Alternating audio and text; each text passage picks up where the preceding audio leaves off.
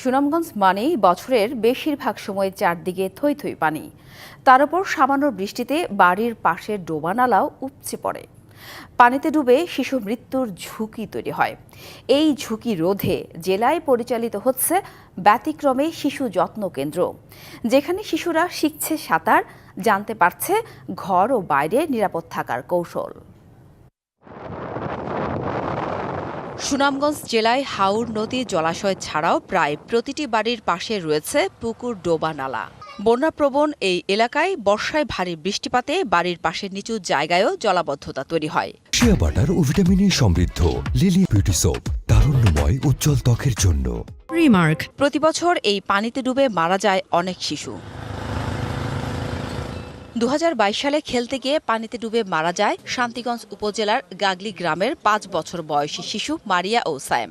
আমার ওয়াইফের যে ভিতরটা ফাটিয়ে দেওয়া বাচ্চাটা কোনো ছবিটা দেখলো। মেঘ বৃষ্টি হইলে গাথাটা ভরার পরে ও বাচ্চাটা গাথার মাঝে পড়ে। বৃষ্টি দিলে এই ডুবা হল বরফ হয়ে যায়। খুব রিক্স নিয়ে স্কুল দেওয়া লাগে। এই দুই শিশুর মৃত্যুর পর গ্রামে প্রতিষ্ঠিত হয়েছে শিশু যত্ন কেন্দ্র।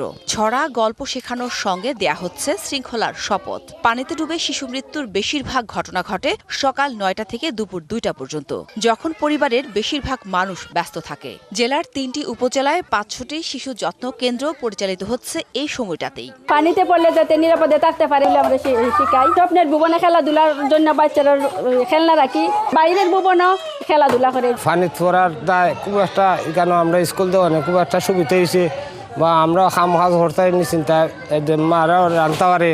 50টি সাঁতার প্রশিক্ষণ কেন্দ্রে শেখানো হচ্ছে জীবন রক্ষাকারী 21টি কৌশল। বাংলাদেশ মহিলা ও শিশু বিষয়ক মন্ত্রণালয়ের মাধ্যমে মাঠ পর্যায়ে এই কাজ বাস্তবায়ন করছে আদিবাসী উন্নয়ন সংস্থা। এখানকার শিশুরা মোটামুটি সাঁতার সবাই টুকটাক জানে, কিন্তু এখানে জীবন রক্ষাকারী সাঁতার আমরা শেখাই, যেখানে একজন শিশু পড়ে গেলে আরেকজন শিশু কি করে রক্ষা করবে বা সবাইকে সরঞ্জাম করে লোকজন সেখানে জড়ো করবে, সেটা আমরা শিখিয়ে থাকি। মৃত্যুর হাত থেকে রক্ষার জন্যই এই প্রকল্পটা শুরু হয়েছে। এই প্রকল্পটা যদি এখানে আরও কিছুদিন চলে তাহলে সুনামগঞ্জবাসী আরও বেশি উপকৃত হবে। ন্যাশনাল হেলথ অ্যান্ড ইনজুরি সার্ভের তথ্য অনুযায়ী প্রতিদিন দেশে 51 জনের বেশি মানুষ মারা যাচ্ছে পানিতে ডুবে, যার 75% শিশু। DBC news desk.